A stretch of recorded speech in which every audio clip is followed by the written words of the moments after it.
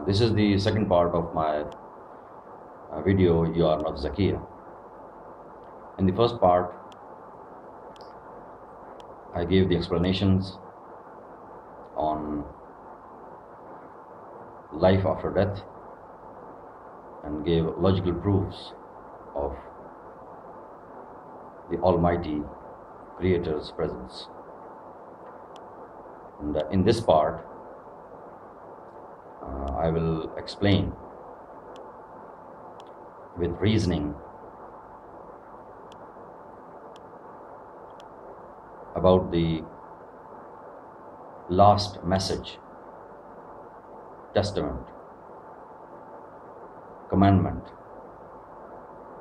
of that Almighty Creator. But before that, I missed one interesting point about the existence of Almighty. I gave the formula that every created thing has a creator. So one might ask, who is the creator of that Almighty? So the answer is, He is not a creation. He is unique. He cannot be compared with any being in the universe. So the formula does not apply on that Almighty Creator. Another question might be asked, that we have heard about the angels, the avatars, who are running this whole universe. So they are also part of that creation. They are taking part in that creation. So the point is, who is the decision maker? Who has the authority to create? How to create, when to create, where to create? So these decisions are taken by that Almighty. And these angels, or whatever you name them, are the workers of that Creator. Now, coming to the message, guideline given by that Almighty, there are a number of point of views. A Jew might say that the book I have, Torah, or the Old Testament, is the last message of Almighty. A Christian might say the Bible, New Testament, is the last message. Even the Hindu can say Ved is the last message. A Sikh can say Granth is the last message, and so on. So every religion can claim that the book it has is in fact the last message. So we don't have time to read all the scriptures. The total might go into thousands, so we cannot read all books. So we need a shortcut.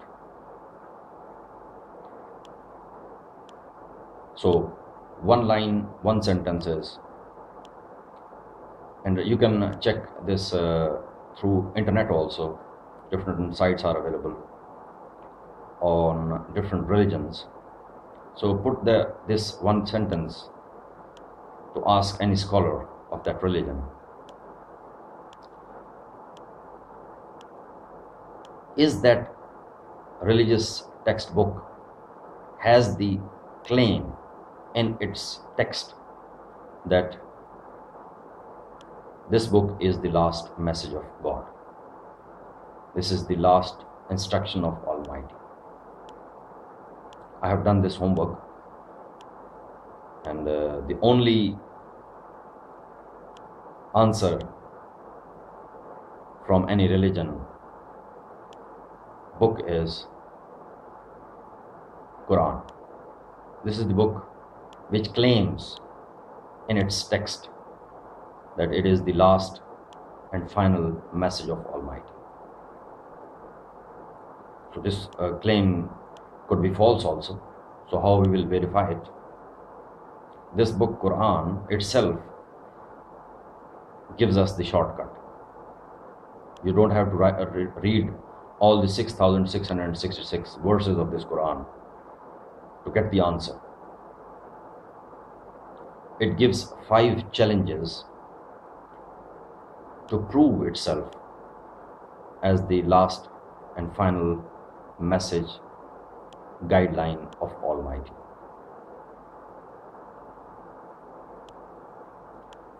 So number 1 point, or number 1 challenge is that its text has not been changed since it was compiled. It was written for more than 1400 years ago.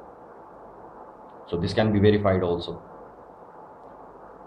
One of the most ancient handwritten copy of Quran is available in the Coptic Museum in Turkey, and the image of that Quran is also available on the net. So you can compare that copy with the copy in the markets available nowadays. Not a single dot or comma is changed till today. So one might say, okay, the argument that this is the most preserved book does not prove it to be the word of God. So the next challenge of this book in itself, written in its text, is that if this is not the word of God, just make or show a similar book like this one. The challenge is so big, this book is so confident that it says only just 1 chapter, just 1 surah like it. Show it to prove Quran wrong in its claim to be the word of God. So for last more than 1400 years till today, no book is available in the whole world claiming to be a better book than Quran. Not yet. So it sounds good. Number 3 challenge of this book is that because it is from the Almighty Creator, it has no contradictions in its statements. So this can also be verified. Until today, no pamphlet or any research is being tabled or published which shows differences between these statements given in this book. This is another positive point, that the challenge is very much has the weight. 4th, as it is from the Almighty Creator, it claims to be from the Almighty Creator and is till the doomsday, valid till the doomsday. So it gives the best information and knowledge. And today is the era of knowledge, science and technology. So it does not conflict with scientific facts. In fact, it gives the principles of science. And please note that the principles given in Qur'an regarding science, many of them are proven in last 100 or 200 years. But these principles were given more than 1400 years back.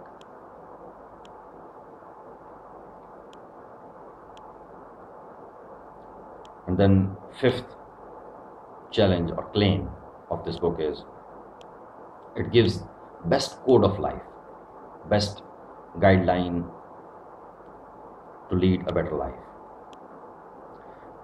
It gives personal laws, human rights, communal laws, financial, defense laws, and governance laws, how to govern, how to make a government. So these 5 challenges are posed by this book, and all these challenges carries weight because no one has proven these challenges wrong. Now, it also proves that the person who delivered this book was also the last messenger of Almighty.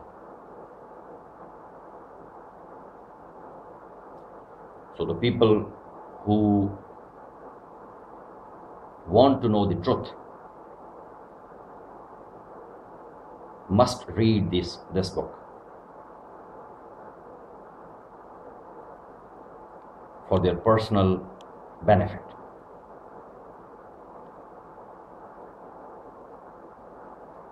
Now comes another issue. A non-believer who does not believe in Qur'an and the teachings of Qur'an can object that if Qur'an is the last word of God and the guidance is already given, so why there are a number of sects in Islam? If the guideline is so clear, so why there are so much differences, and the differences are to the level that the believers of this book and this religion are fighting with each other, killing each other. So there is something wrong. The point is valid.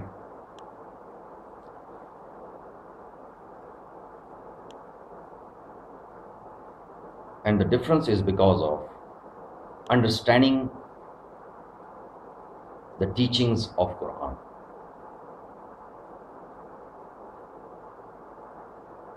The confusion is in the understanding.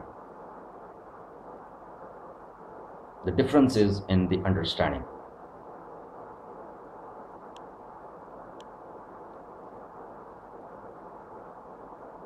Now, how one can judge which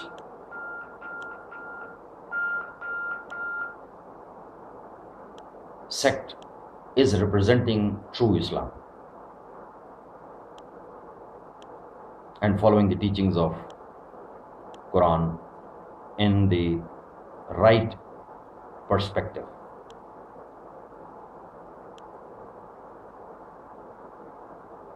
To understand these issues,